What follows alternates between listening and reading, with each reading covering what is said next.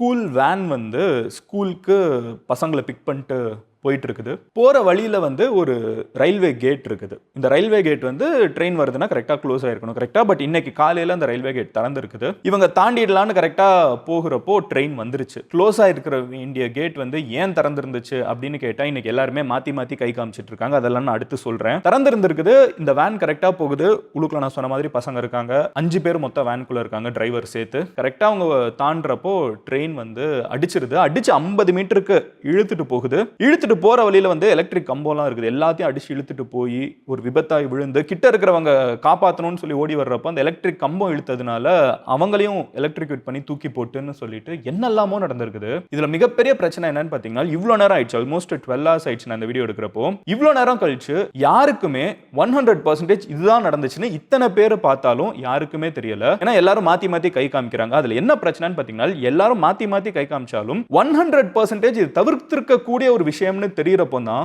ரொம்ப சோகமா இருக்குது. என்ன நடந்திருக்கு, எல்லாரும் என்னென்ன சொல்றாங்கங்கறத உங்ககிட்ட நான் டீடைலா சொல்றேன். 3 பசங்க இறந்து போயிருக்காங்க, 2 பேர் இப்போ ஹாஸ்பிடல்ல இருக்காங்க, காப்பாத்த வந்த ஒருத்தங்க ஹாஸ்பிடல்ல இருக்காங்கன்னு சொல்லிட்டு என்னெல்லாமோ நடந்திருக்குது. தமிழ்நாட்டில் நடந்திருக்குது. என்ன நடந்துச்சுன்னு சொல்ல ஆரம்பிக்கிறேன். பட் இது என்னைக்கும் பேசுற ஒரு வீடியோ மாதிரி இல்ல. ஒரு ஐ டோன்ட் நோ, ஒரு லைஃப் இஸ் டிஃப்ரெண்ட். ஒரு அப்பாவா ஒரு அம்மாவா உலகத்தை பார்க்க ஆரம்பிச்சதுக்கு அப்புறம் ஸ்கூலுக்கு போறவங்க இதை எதையுமே எதிர்பார்க்காம எனக்கு காலையில அனுப்பிச்சு வச்சிருப்பாங்க.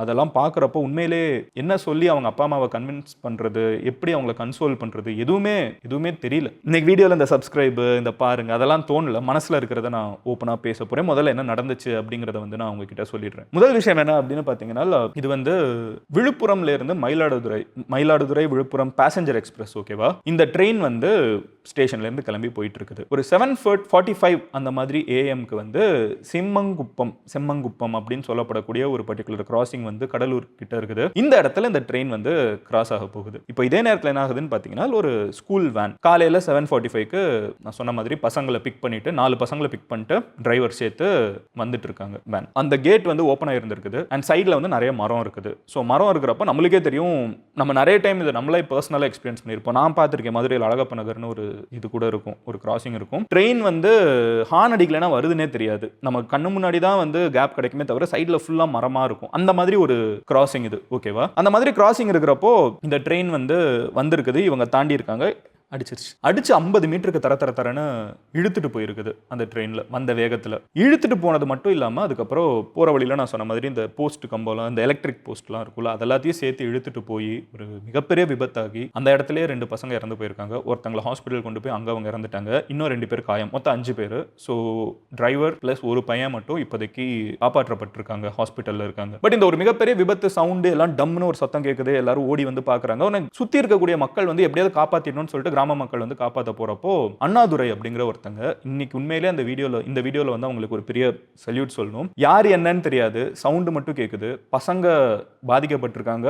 ஒரு பஸ் கவுந்து கிடக்குதுன்னு தெரியுது. 50 மீட்டருக்கு தரன்னு இழுத்து போயிருக்குது. எதை பத்தியுமே யோசிக்காம காப்பாற்ற முதலா ஓடி இருக்காரு. பட் ஓடினதுல அவருக்கு வந்து அவர் மேல கரண்ட் அடிச்சு, ஏன்னா நான் சொன்னேன்ல எலக்ட்ரிக் போஸ்ட் கம்பம்லாம் இருக்குன்னு, அதெல்லாம் எடுத்துட்டு போய் அவருமே வந்து தூக்கி போடப்பட்டிருக்காரு. பட் சுற்றி இருக்கிறவங்க அதுக்கப்புறம் கொஞ்சம் கொஞ்சமா காப்பாற்ற முடிஞ்ச, ஹாஸ்பிட்டலுக்கு அனுப்ப முடிஞ்சவங்களாம் நினைச்சிட்டாங்க. உடனே போலீஸ் வந்திருக்காங்க. எல்லாமே நடந்திருக்குது. இப்போ இது நடந்துருச்சு. ஓகேவா? என்ன நடந்துச்சு, எதனால இது நடந்துச்சுங்கிற கேள்வி. இப்போ இந்த கேள்விக்கு வர ஆரம்பிக்கிறப்போ ஃபர்ஸ்ட் விஷயம் என்னன்னு சொல்றாங்கன்னு பார்த்தீங்கன்னா, 2 வெர்ஷன் இருக்குது. ஒரு வெர்ஷன் என்ன சொல்றாங்கன்னா, அந்த கேட் கீப்பர் அங்க இருக்க வேண்டியவர், ஓகேவா, அவரோட பேர் பங்கஜ் சர்மா அப்படிங்கிற ஒரு பையன். அந்த கேட் கீப்பர் வந்து அங்க இருக்கிறப்போ அவங்க வந்து கேட்டை க்ளோஸ் பண்ணல. அவங்க க்ளோஸ் பண்ணியிருக்கணும். அந்த கேட் அவங்க க்ளோஸ் பண்ணாம திறந்து விட்டுருந்தது தான் பிரச்சனை. அதனால வந்து இப்படி இடிச்சிருச்சு அப்படின்னு வந்து சொல்றாங்க. பங்கஜ் சர்மா என்ன சொல்றாருன்னா, நான் மூடி வச்சிருந்தேன், ஆனா இங்க இருக்கிற கிராம மக்கள் இருந்துகிட்டு என்கிட்ட வந்து இல்ல திறந்து வை, நீ எப்படி மூடி வைக்கலாம், இன்னும் ட்ரெயின் தான் வரலையே, திறந்து வை அப்படின்னாங்க. அப்புறம் வந்து அந்த டிரைவர் வந்து ஸ்கூலுக்கு லேட் ஆயிடுச்சு,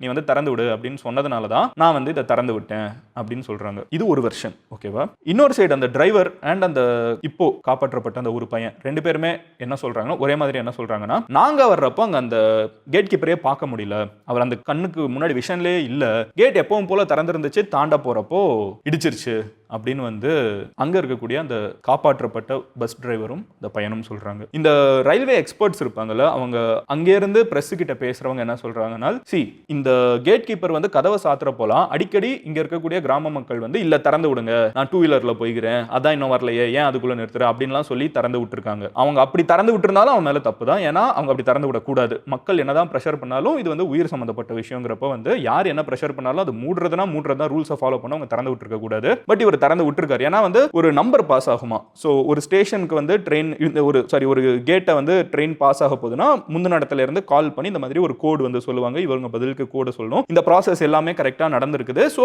அவங்க வந்து கேட்டை க்ளோஸ் பண்ணியிருக்காங்க. இங்கே சுற்றி இருக்கிற கிராம மக்கள் கேட்டதுனால இவங்க திறந்து விட்டுருக்காங்க. அண்ட் இந்த பஸ் வர்றப்போ, இந்த ஸ்கூல் வேனோ வர்றப்போ வந்து அவங்க பார்த்துருப்பாங்க, ஒரு கேட்டு திறந்திருக்கிறத பார்த்துட்டு அவங்க தாண்ட போயிருப்பாங்க. ஆனால் அதே நேரத்தில் ட்ரெயினும் வந்ததுனால மரம் சைடில் இருக்கிறதுனால அந்த ட்ரெயின் வந்ததை பார்த்துருக்க மாட்டாங்க, இடிச்சுட்டு போயிருக்கலாம். 2 பேருமே போய் சொல்லணும்னு அவசியம் இல்லை, இது நடந்திருக்கலாம் அப்படின்னு சொல்லிட்டு அவங்க சொல்றாங்க. அண்ட் அவங்க இதுதான் வந்து நடந்துச்சு அப்படின்னு சொல்லிட்டு ரயில்வே ஸ்டாஃப் வந்து ரொம்ப ஸ்ட்ராங்கா பேசுறாங்க. மக்கள் இருந்துகிட்டு இல்ல நாங்க பார்த்தோம் அது திறந்துதா இருந்துச்சுங்கிறத தான் ரயில்வே ஸ்டாஃப் சொல்றாங்க. ஆனா திறந்து விட்டதுக்கான காரணம் என்ன அப்படின்னு கேட்கிறப்ப இவங்க பிரஷர் பண்ணதுனால திறந்துட்டாங்க, ஆனாலும் அது தப்புங்கிறதுனால அவங்களை இப்போ சஸ்பெண்ட் பண்ணிருக்காங்க, வேலையை விட்டு தூக்கிடுவாங்க அப்படின்னு சொல்லியிருக்காங்க.